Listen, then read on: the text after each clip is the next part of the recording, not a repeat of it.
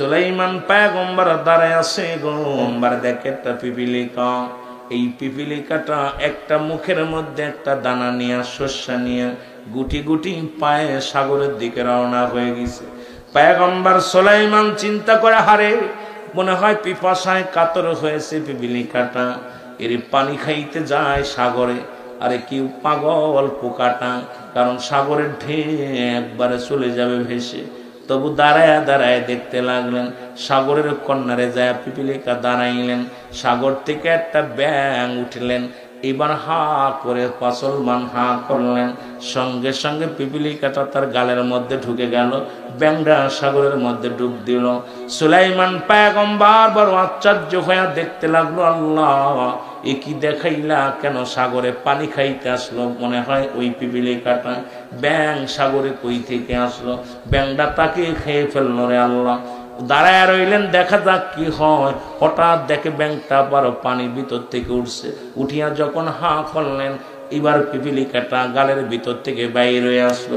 গুটি গুটি পায়ে যখন হাঁটতে লাগলেন, সুলাইমান পয়গম্বর দেখে মুখের মধ্যে কোনো আহার নাই, সেই দানাটা নাই, কি শস্যটা নাই। ডাক দে বলে, পিপিলিকা দাঁড়াও। পিপিলিকা ডাক দিয়া বলে, হুজুর ও পয়গম্বর নবী সুলাইমান, আপনি আমাকে ডাকছেন? বলে, হ্যাঁ তোমারে ডাকছি, শোনো। একটু আগে তোমার মুখের মধ্যে একটা শস্য দেখলাম, গুটি গুটি পায়ে হেঁটে আসলে, এখন সাগরের মধ্য থেকে একটা ব্যাঙ উঠলো, তোমাকে হা করে খেয়ে ফেললো। আমি মনে করেছি খেয়ে ফেললো, আবার তোমারে দেখলাম ছেড়ে দিয়ে গেল, কারণটা কি? পিপিলিকা ডাক দেখায়, পয়গম্বর সুলাইমান, এর তামাম পৃথিবীর মালিক হলো আমার রব্বে কারিম। ওই সাগরের মধ্যে একটা পাথরের মধ্যে আটকা পড়ে গেছে একটা প্রাণী। ওই প্রাণীটাকে খাওয়ানোর জন্য রব্বুল আলামিন আমাকে এবং ব্যাংকে দায়িত্ব দিছে রে।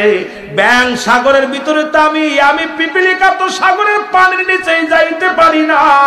সারাদিন ভরে মাঠ থেকে শস্য দানা তুলে আনি, এটা মুখ দিয়ে তুলে আনি, এই সাগরের পাশে দাঁড়ায়, আর ওই ব্যাংটা উপর থেকে উঠে এসে পানির ভিতরে থেকে উঠে এসে আমাকে নিয়ে যায়, আবার ওনাকে খাওয়ায়া ওই পিপিলি ওই পশুটাকে খাওয়ায়া চলে আসে। ওরে সুলাইমান পয়গম্বর ডাক দে কয়, রব্বে কারিম, সাগরের মধ্যে একটা প্রাণী, তাকেও তুমি খাওয়াও। আমার আল্লাহ কয়, পয়গম্বর সুলাইমান, সমস্ত মাখলুকার খাওয়ানোর দায়িত্ব আমি রব্বে কারিমের। যেখানে যে হালাত আছে সব প্রাণীকে আমি বাঁচাই, আমি খাওয়াই, সব কিছুর মালিক হলো আমি। ও ঘুষখোরেরা, সুদখোরেরা, শোন। এরা ঘুষখোরের দলেরা, সুদখোরের দলেরা, শোন। নবী বললেন, আমি জাহান্নামে দেখতে গেলাম, দেখা আসলাম। আম্মা জান আয়েশা সিদ্দিকাকে ডাক দে বলে, আয়েশা রে, আমি কান্না ধরে রাখতে পারি নাই রে আয়েশা, শোনো। ওই জাহান্নামের মধ্যে একটা আগুনের নদী আছে রে। ওই নদীর মধ্যে কিছু মানুষ সাঁতার কাটবে, তারা কুল কিনারা পাইবে না। ওই আগুনের নদীর মধ্যে তারা সাঁতার কাটবে রে। আম্মা জান আয়েশা বলে, ইয়া রাসূলুল্লাহ, ইয়া হাবিবাল্লাহ, অপরাধ তাদের কি? আম্মা জান আয়েশা বলা, পার আমার নবী আয়েশা রে, এই সমস্ত মানুষগুলো ছিল দুনিয়ার মধ্যে সুদখোর এবং ঘুষখোর। এই ঘুষখোর আর সুদখোরের জন্য একটা নির্দিষ্ট জায়গা আল্লাহ রেখে দিয়েছে, সেটা হলো জাহান্নামের মধ্যে একটা আগুনের নদী। আজকে আমার দেশে সুদখোর আর ঘুষখোর যে আন্দাজ বেড়েছে, প্রতিটা বাড়ির মধ্যে সুদখোর, আর প্রতিটা ঘরের মধ্যে সুদখোর, জিনাখোর, ব্যভিচারখোর। আমার যুবক বন্ধুরা শুনে নাও, শুনে নাও। আর এই জিন্দেগির মধ্যে যদি আল্লাহ প্রাণীটাকে পানির ভিতরে নিয়ে খাওয়াইতে পারে, তোমাকে দুনিয়ায় পাঠাইছে, ধৈর্য ধরো, রব্বে কারিম তোমাকে খাওয়াইবে। হালাল চিন্তা করো, সুদ ঘুষ ছেড়ে দিয়া জীবন যাপন করো, দুনিয়ার জিন্দেগি ছেড়ে দিয়া পরপারের জিন্দেগি করার জন্য প্রস্তুতি হও। জোরে বলেন ঠিক কিনা? এ দুনিয়ার মুসলমান,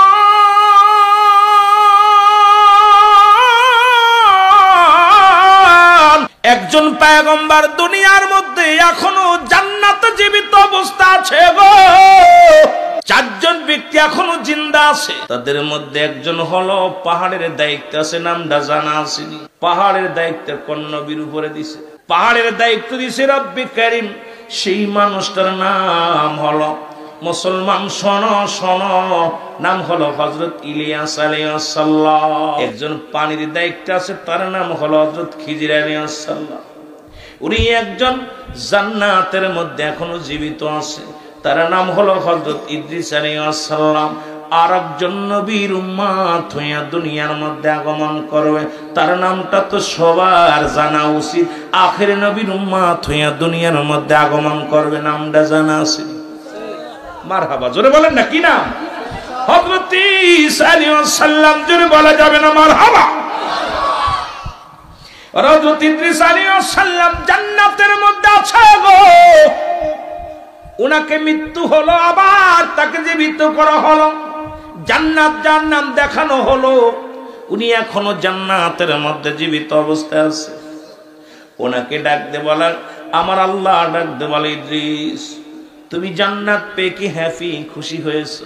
বলে, রব্বে কারীম তোমার জান্নাত পেয়ে অতুলনীয় খুশি হয়েছি গো, তবে তোমার আজরাইল বুঝি আমার সাথে ভালো ব্যবহার করে নাই।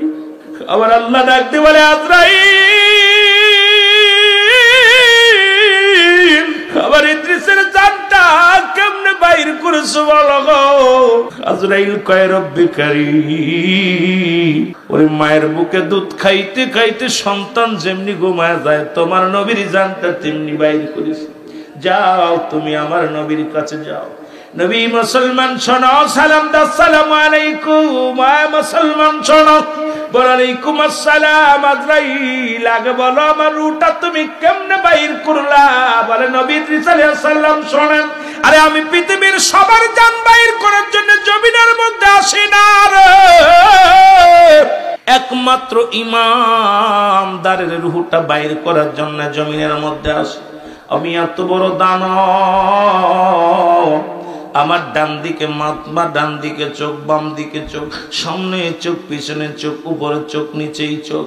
আমি আজরাইল এত বড় দানব, সারা পৃথিবীর পানি যদি আমার মাথায় ঢেলে দেয়া হয়, আমি আজরাইলের গাবে একটু পানি জমিনের মধ্যে পড়বে না, কারণ জমিনের মধ্যে থাকে আমার পা, মাথা থাকে মুসলমান আসমানে। আমি এত বড় দানব। এ আল্লাহর নবী, আমি সবার জানটা বাইর করার জন্য জমিনে আসি না। ইদ্রিস আলাইহিস সালাম বলে, আজরাইল তুমি আমার রূহটা কি রকম বাইর করেছো বলো? ডাকতে বলো, হুজুর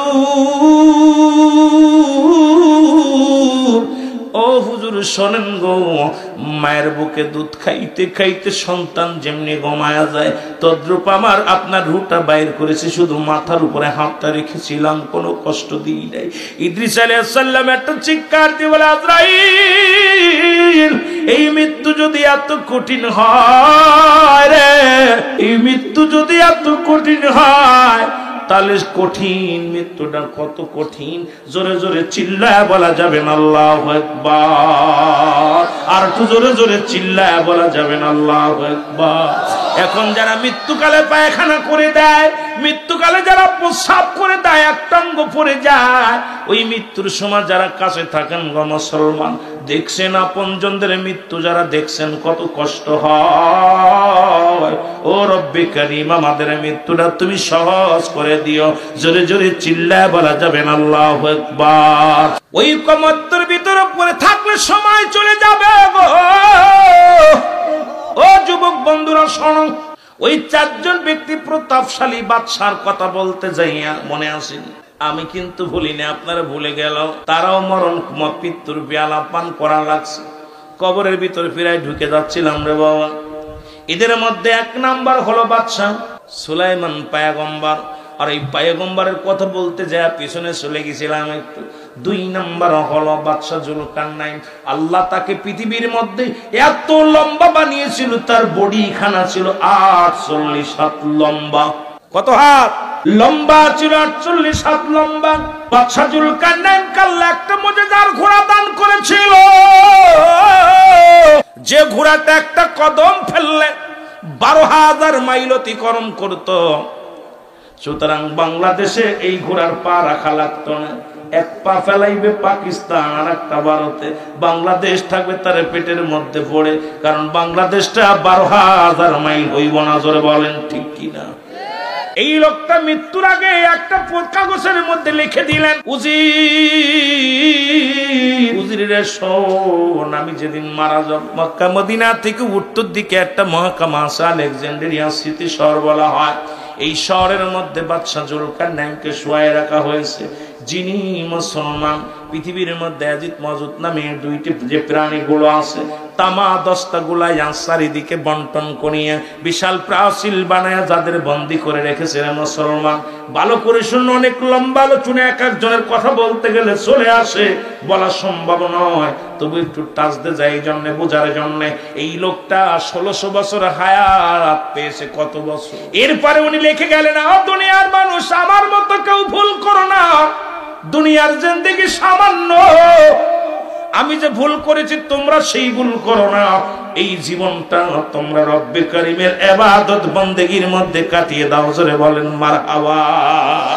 1600 বছর বেঁচে থেকে বলতেছে আমার হায়াত সীমিত, আর এই সামান্য সময় আমি যে ভুল করেছি তোমরা এই ভুল করো না, তোমরা রব্বে কারিমের গোলামি করো। সুবহানাল্লাহ বলেন না? মুসলমান, এরা দুজন কি মরছে না বেঁচে আছে? মারা গিছে এলাকার মধ্যে। মুসলমান শোনো, ইব্রাহিমপুরের জমিনের মধ্যে এমন লোক ছিল যাদের ভয়ে থরথর করে কাঁপতো। ওই নেতারে দাওয়াত না দিলে মাহফিল বন্ধ হয়ে যেত, ওই নেতার বক্তৃতা নিতে না দিলে পরে মুসলমান অফিস আদালত বন্ধ হয়ে যেত। আজকে তারা কবরে শুয়ে আছে, কবর উপরে কুত্তা ছেলে পায়খানা করে, কবর থেকে খেদানোর মতো ক্ষমতা নাই। কবর উপরে দিয়ে গরু ছাগলে ঘাস খায়, খেদানোর মতো ক্ষমতা নাই। তোমার দৌড় কিন্তু শেষ। 80 বছর 40 বছরের নেতা, তোমার নেতা খেতা সব শেষ হয়ে যাবে, জোরে বলেন ঠিক কিনা? আমার ভাইরা, আমার কাফেরদের মধ্যে দুজন, একজনের নাম হলো ফিরাউন বা নমরুদ। যেহেতু ফিরাউন বললে বোঝায় মিশরের যিনি অধিবাসী হয়, মিশরের যিনি শাসক হয়, ওকেই তো ফিরাউন উপাধি দেওয়া হয়। ওই লোকটার মূল নাম ছিল নমরুদ। আল্লাহ তাকে দুনিয়ার মধ্যে অনেক ধন সম্পদ, টাকা পয়সা দান করেছিল, তাম পৃথিবীর শাসক বানিয়ে দিয়েছিল। তারপরও দুনিয়ার মধ্যে খোদা দাবি করেছিল। এই কপাল পুরার মরণ হয়েছে না বেঁচে আছে? কথা কন, মরছে না বেঁচে আছে? আর একজন ছিল বাদশা বাজান বুখতানসর, ইনাকেও আল্লাহ দুনিয়ার মধ্যে বিশাল ধন সম্পদের মালিক বানিয়ে দিয়েছিল। তারপর আল্লাহর সঙ্গে নাফরমানি করেছে। পৃথিবীর মধ্যে মুসলমানদের মধ্যে দুজন, কাফেরদের মধ্যে দুজন, রব্বে কারিম পৃথিবীর শাসক, বড় শাসক বানিয়ে দিয়েছিল। যেটা দেখি আমাকে ভুলে যায় কিনা, আমার প্রতি নাফরমানি করে কিনা, আমার প্রতি গোলামি করে কিনা, এগুলো বোঝানোর জন্য রব্বে কারিম এদেরকে দুনিয়ার মধ্যে পাঠাইলো। তারা নাফরমানি করে চলে গেল। ও বান্দা, আজকে ইব্রাহিমপুরের জমিনে আল্লাহ ধন সম্পদ দিছে, টাকা দিছে, বাড়ি দিছে, সব দিছে, তারপরও নাফরমানি করো বান্দা, জোরে জোরে বলেন ঠিক কিনা? 2 নাম্বার বিপদ হলো মানুষের কবর। আর এই কবর বলতে বোঝায় মানুষের মৃত্যুর পর থেকে শুরু করে কিয়ামত পর্যন্ত জগৎটাকে বলা হয় কবরের জগৎ। বাবারে, আমরা মনে করি বাড়ির আশেপাশে ওই যে গোরস্থান, ওটাই বুঝি 3.5 হাত গর্ত করে রাখছে, ওটাই কবর। কবর বলতে আমরা যা বুঝাই, শোনো শোনো গো, যারা আগুনে পুড়ে মরে গেল তাদের কবর কোথায়? যাদের হাঙ্গর কুমিরে খাইলো তাদের কবর কোথায়? যাদের ভাগ বল্লকে খাইলো তাদের কবর কোথায়? কবর বলতে বোঝায় মানুষের মৃত্যুর পর থেকে শুরু করে কিয়ামত পর্যন্ত জগৎটাকে বলা হয় কবরের জগৎ, জোরে বলেন ঠিক কিনা? মৃত্যুর পর থেকে শুরু করে কিয়ামত পর্যন্ত জগৎটাকে বলা হয় কবরের জগৎ। মুসলমান, 2 নাম্বার বিপদ হলো মানুষের কবর। আর এই কবরে যেদিন শোয়া দিবে রে ও যুবক, কবরে যেদিন শোয়া দিবে, সর্বপ্রথম আপনার কবরে একজন ফেরেশতা আসবে, তার নাম হলো নোমান ফেরেশতা। কি নাম? বাবার এমন কারণে কি এত ফস করে আইতো না, একটু ধৈর্য ধরো। সেই ফেরেশতার নাম হলো নোমান ফেরেশতা। এর রব্বুল আলামিন তোমাকে রূহটা দিছে, এবার আজরাইল আলাইহিস সালাম তোমার রূহটা বাইর করেছে। মুসলমান কেরামন কাতিবিন দুজন ফেরেশতা রাখছে লেখার জন্য, আর একজন ফেরেশতা তোমার জমা দিবে তোমার আমলনামাটা।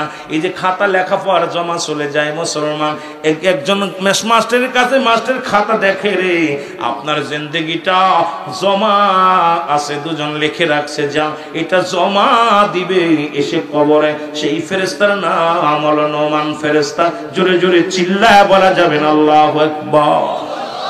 এর নোমান ফেরেশতা কবরে ঢুকিয়া ডাক দিবে মুসলমান, ডাক দিয়ে বলবে রুহুল আমিন সিদ্দিকী ওঠো গো,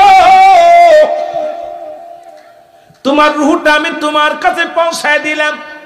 দুইটা কাগজ থাকবে হাতের মধ্যে, একটা নেক আমল একটা বদাম। ও বাবারা শোনো, উঠায় ডাক দিয়ে বলবে এই নাও তোমার 80 বছরের জিন্দেগি, কয় রাকাত নামাজ পড়েছো, কত ওয়াক্ত নামাজ তুমি আদায় করেছো, কত জায়গা দান খয়রাত করেছো, কত রোজা রাখছো, কতটা নামাজ পড়ছো, কতবার সালাম দিছো, কোনায় কোরআন শরীফ পড়ছো, কত কি ভালো কর্ম করেছো। বান্দা হাতের মধ্যে পায়া বড় হ্যাপি হয়ে যাবে, সুখী হবে, শান্তি পাবে, মনে করবে আরে আমার কত সুন্দর আমল নামা নিয়ে আইছে। ডাক দে বলে বান্দা লেখা দাও, ও বান্দা তোমার আমল নামাটা লিখে দাও, যার যার আমল নামা তার লেখা লাগবে গো। ওই কবরের ভিতরে তোমার টিপসই চলবে না, আমি লিখতে পারি না বলা যাবে না। ও মুসলমান শোনো, যার যার আমল নামাটা তার লেখা লাগবে। ডাক দে বলবে বান্দা তুমি লিখে দাও। বলে আমি লিখবো কেমনে, আমার কাছে তো কোনো কলম না, আমি লিখবো কেমনে। বলে বান্দা কলম হলো তোমার শাহাদাত আঙ্গুল মোবারক, তোমার হাতের মধ্যে একটা নখ আছে রে বান্দা, এটার বড় দাম। এটা হলো মুমিনের কলম, ইমানদারের কলম। এই কলমটা দিয়া মুসলমান, যে কলম দিয়া রব্বুল আলামিন আমার নবীরে এমন পাওয়ার দিছে রে মুসলমান, চন্দ্রকে দ্বিখণ্ডিত করে দিছে শাহাদাত আঙ্গুল মোবারক দিয়া। এ মুসলমান, কবরের ভিতরে প্রতিটা মানুষের আঙ্গুল মোবারক হবে কলম। জোরে জোরে বলো মারহাবা। আমি যুবকদের পায়ে ধরে বলে যাই, যুবক এই হাত দেয়ার বিড়ি ধরিস না, এই হাত দেয়ার গাঁজা ধরিস না, এই হাত দেয়ার মদ ধরিস না, এই হাতের মধ্যে আর হারাম জিনিস ধরিস না রে যুবক, সুদের টাকা ঘুষের টাকা ধরিস না, হাতটারে পবিত্র রাখ। এই হাতের আঙ্গুল মোবারক হবে তোর কলম। জোরে জোরে বলো মারহাবা। ডাকতে বলে বান্দা আমি কলম পাইলাম, ও ফেরেশতা আমি তো কালি, কালামের কালি পাবো কই? বলে বান্দা কালি হলো তোমার মুখের থুতু মুবারক। সুবহানাল্লাহ। এই যে মুখের থুতু মুবারক, এটা হবে তোমার কালিরে মুসলমান। আমি আপনাদের পায়ে ধরে বলে যাব, এই মুখ দিয়া কাউকে গালি দিয়েন না, মুখের মধ্যে বিড়ি সিগারেট লাগায়েন না, এই মুখের মধ্যে হারাম ঢুকায়েন না রে যুবক। ও আমার বাজানেরা রে, তোদের পায়ে ধরে বলে যাবি রুহুল আমিন সিদ্দিকী তোমাদের ছেলের বয়সী রে বাবা, কারণ নাতির বয়সী, কারোর বন্ধু, কেউ বাবা মুসলমান বন্ধু ভাবতে পারো। আমি বক্তা হিসেবে নয়, তোমাদের ভাই হিসেবে, দিনে ভাই হিসেবে বলে যায়, আজ থেকে মুখটারে পবিত্র রাখো। যে মুখের মধ্যে জন্মে তোমার যখন তুমি মায়ের গর্ভে ছিলা, এরে তোমার আম্মা জানের নাবির সঙ্গে তোমার নাবি জুড়া দিছে রে, ওই কুরক্ত খায়া তোর 10 মাস 10 দিন গর্ভে রেখেছে রে। একদিন রব্বে কারিম তোমার মুখ দিয়ে খানা খাওয়াই নাই, এই মুখটা পবিত্র রাখছে। এই মুখ দিয়ে আল্লাহর জিকির করবি, এই মুখ দিয়ে আমার মুসলমান নবীর দুরূদ পড়বি, এই মুখ দিয়ে কোরআন শরীফ তেলাওয়াত করবি, হাদিস পড়বি, এই মুখ দিয়ে ভালো কথা বলবি। ও যুবক, তোদের পায়ে ধরে বলে যায়, এই মুখের মধ্যে আর হারাম ঢুকাস না, এই মুখের মধ্যে আর বিড়িতে টান দিস না, এই মুখের মধ্যে আর গাজায় টান দিস না। তোদের পায়ে ধরে বলে যায়, আজ থেকে সাবধান হয়ে যাও। এই মুখের থুতু মুবারক যদি হয় কালি, কালি যদি নষ্ট হয়ে যায় কলম বন্ধ হয়ে যাবে। এই জন্য কালিটা ভালো রাখার দরকার আছে কিনা? ফেরেশতা বলবে বান্দা লিখে দাও, তুমি লিখে দাও। বলবেন তোমার মুখের থুতু মুবারক হবে কালি। বান্দা বলবে আমি কালি পাইলাম, কাগজ পাবো কই? কাপড়ের 3 টুকরা কাপড় দেওয়া হয়, 1 টুকরা কাপড় খুলে নিবে, বলে বান্দাই নাও লেখো, তাড়াতাড়ি লেখো। বান্দা সেকেন্ডের মধ্যে লেখা হয়ে যাবে। এবার হাত থেকে সিনে নিয়ে বলবে বান্দার একটা কাগজ দিবে হাতের মধ্যে ধরাইয়া, বান্দা লেখো। টাকা থাকবে রে, কত তো নামাজ ছেড়ে দিছো, কত তো রোজা ছাড়ছো, কয়টা অন্যায় করেছো, কোথায় জিনা করেছো, ব্যভিচার করেছো, সব সামনে হাজির হয়ে যাবে। বান্দা চিৎকার মেরে কাঁদবে আর বলবে বাবা ফেরেশতা আমি লিখতে পারি না রে। ও যুবক শোনো, ডান দিক থেকে মাটিতে চাপ দিবে বাম দিকে, ডান দিকের হাড্ডিগুলো বাম দিকে চলে যাবে, বাম দিকের হাড্ডিগুলো ডান দিকে চলে যাবে। এত জোরে জোরে এক একটা গর্জন মারবে, শত শত গজ মাটির নিচে চলে যাবে, আবার তার উত্তোলন করা হবে। এইরকম কষ্ট দিয়া সমস্ত আমলগুলো তোমার লেখা হবে। লিখে বলবে বান্দা গুড বাই, বিদায়। একটু পরে কবরে আসবে মুনকার নেকির ফেরেশতা, বান্দারে ও বান্দা 80 বছরের জিন্দেগি পাইয়া, 50 বছর 60 বছরের জিন্দেগি পাইয়া ভালো আমল করতে পারিস না, আমি বিদায় হয়ে গেলাম। একটু পরে তোর কবরে ঢুকবে মুনকার নেকির। এবার মুনকার নেকি কবরে ঢুকবে, দুইটা দেখবে বান্দার কাছে দুইটা পত্র পড়ে আছে, কাগজ পড়ে আছে। একটার মধ্যে দেখবে নেক আমল, আর একটার মধ্যে দেখবে বদ আমল। এবার যখন বান্দার আমলগুলো যখন খারাপ হবে না মুসলমান, একটা দরজা খুলে দিবে কবর পর্যন্ত, কিয়ামত পর্যন্ত কবরের মধ্যে জাহান্নামের ওই অগ্নিকাণ্ড আযাব গজব। জোরে চিল্লায় বলেন কান্ডা লাগা শোনো। কবরে আযাব হয়, কার কার বিশ্বাস হয়? সবার হাত ওঠে নাই, তার মধ্যে বাদ আছে। কবরে আযাব হয় যদি বিশ্বাস না হয়, আগামী দিন আপনাদের কবরবাসী গোরস্থানের সামনে একটা গরু বানবেন, গরু বান্ধিয়া সুন্দর খাবার দিবেন, খাবার দিয়ে আড়ালে একটু দাঁড়ায়া থাকবেন। দেখবেন আপনার আব্বার কবরের পাশে, মা বাবার কবরের পাশে দাঁড়ায়া দেখবেন, দূর থেকে দাঁড়ায়া দেখবেন গরুটা দর দর করে চোখের পানি ছেড়ে দিছে, টালুমালু তাকাবে আর দড়ি সেরাসিরি করবে, রশি সেরাসিরি করবে। কবরে আযাব একমাত্র মানুষ এবং দানব বুঝতে পারে না, পৃথিবীর সমস্ত মাখলুকাত বুঝতে পারে কবরের আযাব, একমাত্র আল্লাহ রাব্বুল আলামিন মানুষ এবং দানবকে বুঝতে দেয় নাই। আমার ভাইরা, আমার বন্ধুরা, আমার 3 নাম্বার বিপদ হলো কিয়ামতের ময়দান। কিয়ামতের ময়দান যেদিন সন্তান বাবারে চিনবে না, বাবা সন্তানরে চিনবে না, বিবি স্বামীরে চিনবে না, স্বামী বিবিরে চিনবে না, ভাই ভাইরে চিনবে না। যেদিন মুঠো হাত উপরে সূর্যোদয় হবে, মস্তিষ্কগুলো গলে গলে জমিনের মধ্যে পড়বে।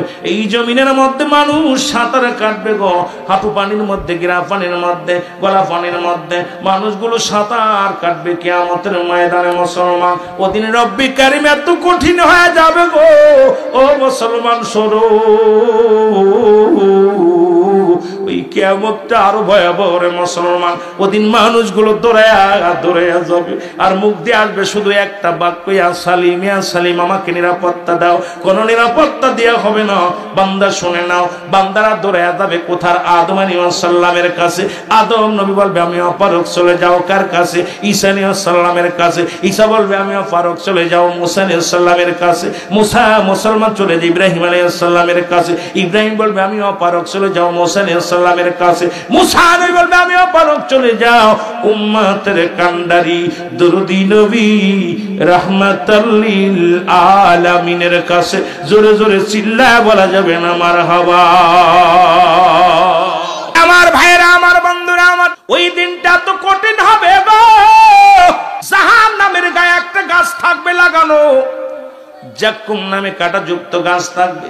এটা দূর থেকে মানুষগুলো গ্রাস করে ফেলবে, এই কাঁটাগুলো খেয়ে ফেলবে মানুষগুলো। ওই বেলের কাঁটার মতো গাছটা হবে না মুসলমান, যদিও বেলের উদাহরণ দিয়ে এটা হবে না। বড় বড় কাঁটা থাকবে, নাম হলো জাক্কুম নামে কাঁটা যুক্ত গাছ। আর জান্নাতের গেটে একটা গাছ থাকবে, যেটা হলো সিদরাতুল মুনতাহা। কেউ বলে বড়ই গাছ, কেউ বলে মুসলমান একটা নহর। এটা হবে জান্নাতুল মাওয়ার পাশে গাছটা থাকবে। এই মুসলমান জান্নাতি যারা যাবে, ফলমূল খাবে, জান্নাতের মধ্যে থাকবে।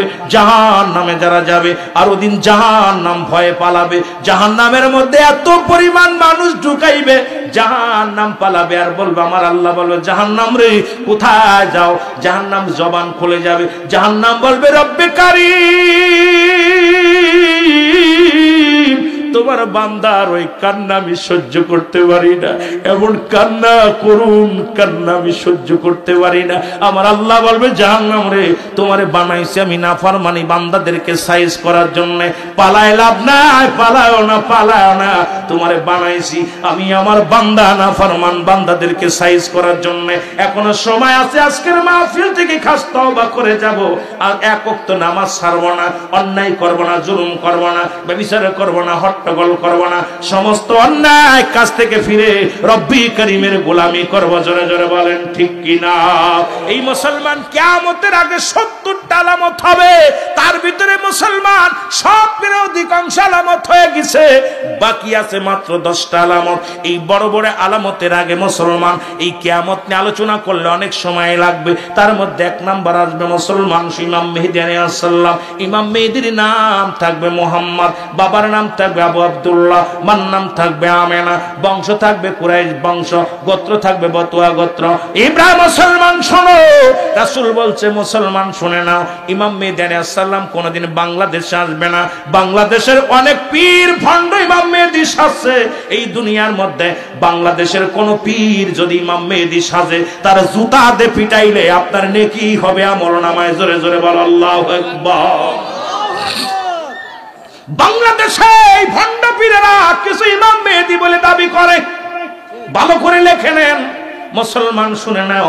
ইমাম মেহেদীর পরিচয়টা আমি দিয়ে যাই যাতে করে আপনাদের বুঝতে ভালো হয়, যেহেতু কিয়ামতের আলামতে গেলে অনেক লম্বা আলোচনা এসে যাবে।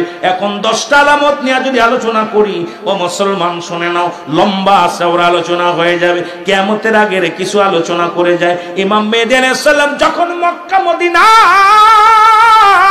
ওই মক্কা নগরে এত পরিমাণ জিনা ব্যভিচার হবে গো, জুয়া খেলা শুরু হবে, মদ জুয়া নারী এটা হবে তাদের ওই আয়ামে জাইলাতের মতো শুরু হয়ে যাবে, অন্ধকার নেমে আসবে। তো এই জামানায় ইমাম মেহেদী আলাইহিস সালাম আগমন করবে। রাসূল বলছে ইমাম মেহেদীর চেহারা হবে কি হবে? মুসলমান শ্যামলা বর্ণ হবে, মুসলমান মানুষ হবে মাঝারি বর্ণ, এবং তার গঠন হবে কি শোনো, তার মাথার চুলগুলো থাকবে কোকড়ানো মোকড়ানো, কানের ভিতরে থাকবে লম্বা লম্বা পশম, বুড়ুটা থাকবে জোড়া বুড়ু, এই বুড়ুর মধ্যে কোনো ফাঁকা থাকবে না। ইমাম মেহেদী আলাইহিস সালামের সিনাটা থাকবে সিংহ পুরুষের মতো। ইমাম মেহেদী আলাইহিস সালাম যখন রাস্তা দিয়ে চলবে এমন নমনীয় থাকবে। সবচেয়ে বড় পরিচয়, ইমাম মেহেদী আলাইহিস সালাম থাকবে তুতলা, যখন কথা বলতে যাবে বেঁধে যাবে, আর ওই পুরুতের মধ্যে জোরে জোরে থাবা লাগাইবে। এটা হলো সবচেয়ে বড় পরিচয়। ইমাম মেহেদী আলাইহিস সালাম যখন মক্কা থেকে মদিনার দিকে রওনা হয়ে যাবে, হক্কানি আলেম উলামার সঙ্গে দেখা হয়ে যাবে, তখন সবাই বলবে আপনি ইমাম মেহেদী আলাইহিস সালাম। ইমাম মেহেদী বলবে না, আমার নাম মুহাম্মদ। কয় না, আপনার নাম ইমাম মেহেদী আলাইহিস সালাম। উপর থেকে একটা আওয়াজ আসবে, হাজা খলিফাতুন ফিল আরদ। এই আওয়াজটা এত জোরে আসবে, আওয়াজটা হক্কানি আলেম উলামা শুনতে পাবে। সবাই বলবে এখন এই ইমাম মেহেদী আলাইহিস সালাম, এই বাণীটা কে শুনাইলো রে? তখন ইমাম মেহেদী আলাইহিস সালাম বলবে, হ্যাঁ আপনারা যা বলেছেন আমি সেই, আমি হলাম ইমাম মেহেদী আলাইহিস সালাম। জোরে বলেন মারহাবা। এই দুনিয়ার মুসলমান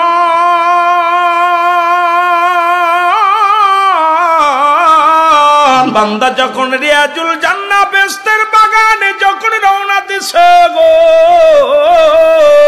প্রতিটা কদমে কদমের আমার রব্বুল আলামিন ওই বান্দার জীবনের সমস্ত সগীরা গুনাহগুলো মাফ করে দিছে। জোরে বলা যাবে না মারহাবা। মাহফিলের ময়দানে যাব, রিয়াজুল জান্নাহ বেহেশতের বাগানে, বান্দার সমস্ত সগীরা গুনাহগুলো আল্লাহ মাফ করে দিছে। এ মুসলমান, আমরা শুধু সগীরা গুনাহ করি নাই, পদে পদে করছি কবিরা গুনাহ গো, পদে পদে করছি কবিরা গুনাহ। মুসলমান, মিথ্যা বলা কবিরা গুনাহ, এটা একটা পেশা হয়ে দাঁড়িয়েছে। জোরে বলেন ঠিক কি না? এবার জীবন ভরে যত গুনাহ করলাম, মিথ্যা বলা কবিরা গুনাহ গো, নামাজ ছেড়ে দেয়া কবিরা গুনাহ। নামাজ কাফের এবং মুসলমানদের মধ্যে পার্থক্য হলো নামাজ। মুসলমান নামাজ ধরে, কাফেররা নামাজ ছাড়ে। ও যুবক শোনা নাও, নামাজ ছেড়ে দেয়া কবিরা গুনাহ, মিথ্যা বলা কবিরা গুনাহ, বেগানা নারী কবিরা গুনাহ। ঠিক কি না? খুব আরাম। এই ওয়াজ করলে বাংলাদেশের 90% আলেম ধরা পড়ে যাবে। আজকে আমাকে পর্দার মধ্যে দেখাচ্ছেন, কোন নারী কি হালাতে দেখে জানি না রে বাবা। যদিও ভাইরাল হওয়ার নিশায় আমরা শুরু করেছি এগুলো, কিন্তু একবার কি চিন্তা করো না, যাদের দেখা দিয়া জায়েজ তাদের সঙ্গে বিয়ে করা হারাম, যাদের সঙ্গে দেখা দিয়া হারাম তাদের সঙ্গে বিয়ে করা জায়েজ। বেগানা নারীর সঙ্গে দেখা দিয়া হারাম, কবিরা গুনাহ। বেগানা পুরুষের সঙ্গে দেখা দিয়া কবিরা গুনাহ। এত গুনাহ করেছেন, গুনাহগুলো মাফের দরকার আছে কিনা? কবিরা গুনাহগুলার কোন ব্যক্তি হালালকে হারাম বললে সে কাফের। আমার ভাইরা, আমার বন্ধুরা, আমার আল্লামা কুতুবী রাহমাতুল্লাহ বয়ান করে, দুনিয়ার মানুষ শোনো গো, বান্দা যখন এই গুনার কথা মনে করিয়া জান্নাতের বাগানে বইয়া খাস তওবা করে ডাক দে, আল্লাহ আমার জীবনের শেষ মাহফিল, শেষ রাত্রে আল্লাহ কবরের ভয়ে, জাহান্নামের ভয়ে, বান্দা যখন খাস তওবা করে আল্লাহ বলে ডাক দেয়, আমার আল্লাহ রাব্বুল আলামিন বান্দার জীবনের দরিয়া দরিয়া গুনাহগুলো মাফ করে দেয়। জোরে বলেন মারহাবা। জান্নাতের বাগানে নিয়ত করে আসছেন সগীরা গুনাহ মাফ, এখানে বসে আখেরি মোনাজাত করে, আখেরি মোনাজাত। আমি আগেই বলেছি কিয়ামত পর্যন্ত আর কোনো নবী আসবে না, কিয়ামত পর্যন্ত তওবার দরজা খোলা। বান্দা যখন কবরের ভয়ে, জাহান্নামের ভয়ে খাস তওবা করে আল্লাহ বলে ডাক দিবে, আমার রব্বে করিম কি দয়ার সাগর, সমস্ত গুনাহগুলো দাফন করে দিবে জমিনের মধ্যে। সুবহানাল্লাহ। যত মাহফিল দিবেন ততই লাভ, যতই মাহফিলে যাবেন ততই লাভ। তবে নিয়তটা থাকা লাগবে, আমি ভালো কাজের জন্য যেতেছি আল্লাহ, গুনার বোঝা নিয়া জান্নাতের বাগানে এসেছি রে আল্লাহ, গুনার বোঝা নিয়া যেন বাড়ি না ফিরে যায়। রব্বে করিম আজকের মাহফিল থেকে আমাদের মাসুমের মাসুম বানায় দিও, গুনাহগুলো মাফ করে দিও। জোরে জোরে চিল্লায় বলা যাবে না আমিন। এ দুনিয়ার মুসলমান,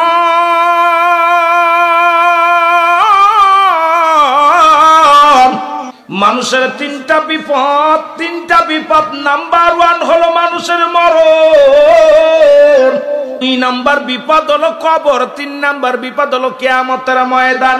মনে করেন আরাম, মৃত্যুটা যে কত কঠিন।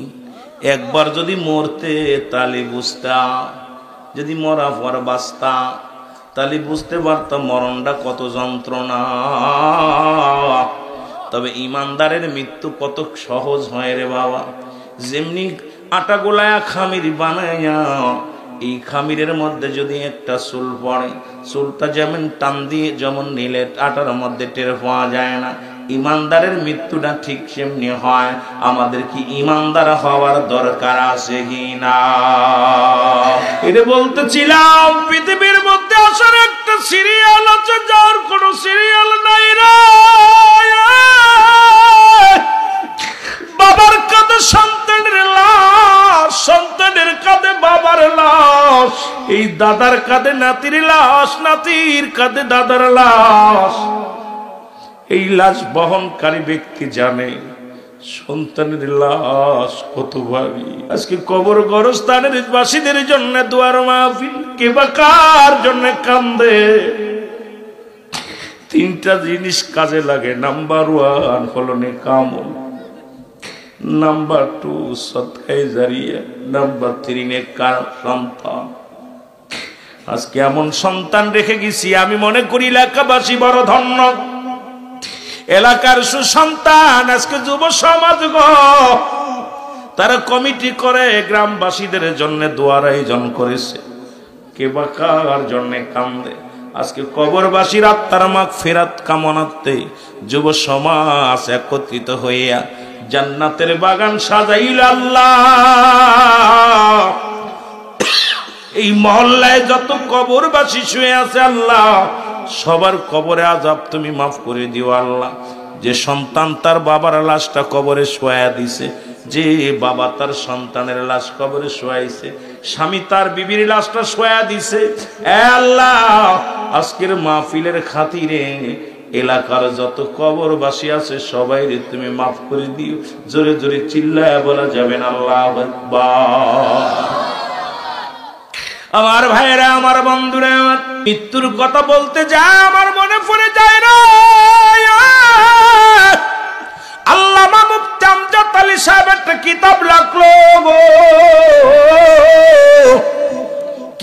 নাম্বার শরীয়ত।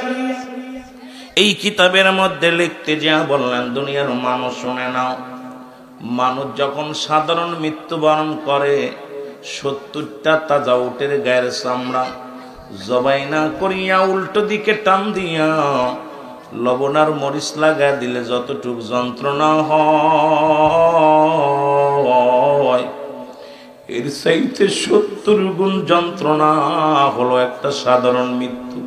এখন যারা মরণকালে পায়খানা করে দেয়, কত মানুষের জানাজা পড়াইলাম, কত মানুষের দাফন করাইলাম রে, কত মানুষের কাফন পরাইলাম। দেখি ওই মৃত্যুর সময় মায়ের মুসলমান পায়খানা প্রস্রাব করে দিছে। ওরে মুসলমান, মরণের সময় কত মানুষের চোখ দুটি বড় বড় হয়ে যায়, মরণের সময় কত মানুষের জিহ্বাটা বাইর হয়ে যায়, একটঙ্গ পড়ে যায়, তাদের কত কষ্ট হয়, মৃত্যু কত কষ্ট রে মুসলমান। এখান থেকে পালানোর কোনো পথ নাই, বাঁচার কোনো পথ নাই। দুনিয়ার সব রোগের ওষুধ বাইর হলো, এই মরণ রোগের কোনো ওষুধ নাই। মরণের পেয়ালা পান করতে হবে, এর মধ্যে কোনো সন্দেহ নাই। যারা বলেন ঠিক কিনা? এর মুসলমান, তুমি কার জন্য তুমি সুদ খাও, কার জন্য তুমি ঘুষ খাও, কার জন্য তুমি ব্যভিচার করো, কার জন্য দুনিয়ার মানুষের সম্পদ লুইটা লাও গো? আল্লাহ কয় কুল্লু মান আলাইহা ফান। আল্লাহ কয় বান্দা, এই জমিনটা আমি চূর্ণ বিচ্ছিন্ন করে দিব। আলাইহা ফান, সব শেষ করে দিবে কে? জোরে বলেন কে? আরো জোরে বলেন কে? আল্লাহ কয় বান্দা, এই জমিনটা আমি রাখবো না, এই জমিনের মধ্যে যা কিছু আছে সব আমি চূর্ণ বিচ্ছিন্ন করে দিব। এই জমিনটা পুড়ে আমি তামা বানায় দিব। কত মানুষের জমি ফাঁকি দিলাম, লাঙ্গল চষ্টে যাইয়া হাতাল ঠেলে ঠেলে জমি বাড়াইলাম, রাস্তা কেটে কেটে জমি বাড়াইলাম, কত বোনের সম্পদ ফাঁকি দিলাম। ওরে 3 শ্রেণীর মানুষের, ও মুসলমান শোনো গো, 3 শ্রেণীর মানুষের মৃত্যুর আগে আযাব শুরু হয়ে যাবে। রব্বে কারীম দুনিয়ার মধ্যে তাদের শাস্তি দিবে 3 শ্রেণীর মানুষ। তার মধ্যে 1 নাম্বার হলো সতী নারীর উপরে তহমত দেওয়া। খবরদার আমার মা বোনেরা যারা আসছে আজকে শোনো, বাজানরা শোনো, হয়তো কোনো বোন রাস্তা দিয়ে চলে, আপনি মনে মনে মন্তব্য করতে পারবেন এটা বাজে মেয়ে। আমার নবীজি বলছে 3 শ্রেণীর মানুষের দুনিয়ার মধ্যে মৃত্যুর আগে তাদের শাস্তি হয়ে যায় গো, কঠিন শাস্তি হয়ে যায়। তার মধ্যে 1 নাম্বার, কোন নারীর উপরে তহমত দিয়া, মিথ্যে তহমত দিয়া, জিনার তহমত দিয়া বাজে মন্তব্য করা। ও মুসলমান শুনে নাও, 2 নাম্বার হলো পৃথিবীর মধ্যে ভাই বোনের সম্পদ লণ্ঠনকারী, যারা ভাই বোনের সম্পদ ফাঁকি দেয়। আজকে দুনিয়ার মধ্যে প্রায়টা বাড়ির মধ্যে দেখা যায় ভাইয়ের ভাই বোনের সম্পদ আত্মসাৎ করেছে। এই সমস্ত মানুষকে আল্লাহ প্যারালাইসিস, কঠিন রোগে, হার্ট অ্যাটাক, কিডনি পুজে যা কঠিন কঠিন আযাব আল্লাহ দুনিয়ার মধ্যে দিয়ে দেয়। ও যুবক শুনে নাও, 3 নাম্বার হলো এই দুনিয়ার মধ্যে যারা কালো জাদু করে মানুষের ক্ষতির জন্য। দেখা যায় স্বামী স্ত্রী মিলনের জন্য কালো জাদু করে, ভাইকে ভাইয়ের সঙ্গে শত্রুতায় করার জন্য কালো জাদু করে, পরের মেয়েকে আনার জন্য কালো জাদু করে। এ মুসলমান শুনে নাও, এই জাদু বিদ্যাকারী আর এটা যারা মানে এবং করে, ও ভাই আল্লাহ তাআলা দুনিয়ার মধ্যেই গজবের মধ্যে ফেলে দিবে। জোরে বলা যাবেন আল্লাহু আকবার। যে কথাগুলো বলি দিলের কান্ডা লাগা শোনো। ও যুবক বন্ধুরা, যেটা আমি বলতেছিলাম মৃত্যুর যন্ত্রণার কথা, 70টা তাজা উটের গায়ের চামড়া জবাই না করিয়া উল্টো দিকে টান দেয়া লবণ আর মরিচ লাগা দিলে যতটুক যন্ত্রণা হয়, এর চাইতে 70 গুণ যন্ত্রণা হয় একটা সাধারণ মৃত্যু। জোরে বলেন আল্লাহু আকবার। এ আমার ভাইরা, আমার বন্ধুরা, যেটা বলতেছিলাম, আল্লাহ কয় বান্দা এই পৃথিবীর মধ্যে আমি কিচ্ছু বলতে কিচ্ছু রাখবো না, এই জমিনটা আমি পুড়ায়া তামা বানায়া দিব। কি হবে? কি হবে? জোরে বলেন কি হবে? তামা বানায়া দিবে। একটু মাটি জমিনের মধ্যে খুঁজে পাওয়া যাবে না, কারণ এই কত মাটি ফাঁকি দিলাম, কত জমিন মানুষের লেখা নিলাম, কত আত্মসাৎ করলাম। যে কথা বলতে যে একটু পিছনে চলে গেছিলাম রে বাবা, এই মাটিটা পুড়াইয়া তামা বানায়া দিবে আমার আল্লাহ। আল্লাহ কয় বান্দারে এই জমিনের মধ্যে 3 ভাগ পানি 1 ভাগ মাটি, ওই পানিগুলো পুড়ে আমি আল্লাহ বানায়া দিব সা। কার জন্য ঘুষ খাও? কার জন্য সুদ খাও? কার জন্য জিনা ব্যভিচার করো? কার জন্য তুমি অন্যায় করো? একবার চিন্তা করে দেখো, এই জমিনটারে পোড়ায়া বানায় দিবে আমার আল্লাহ তামা। যে জমিনের জন্য মাথা ফাটাইলাম, ফেসবুক খুললেই দেখা যায় জমি জমা নিয়ে মারামারি করে হট্টগোল করিয়া এক ভাই আর এক ভাইয়ের মাথায় বাড়ি মেরে মেরে ফেলতেছে, বাবাকে কেটে টুকরা টুকরা করে ফেলেছে, মাকে মারিয়া মুসলমান ফ্রিজে লাগায় রাখছে। কত সন্তান তার বাবাকে মারিয়া ঘর থেকে বাইর করে দিছে। কত সন্তানের অত্যাচারে বাবা পথে পথে ভিখারি হয়ে ঘুরছে।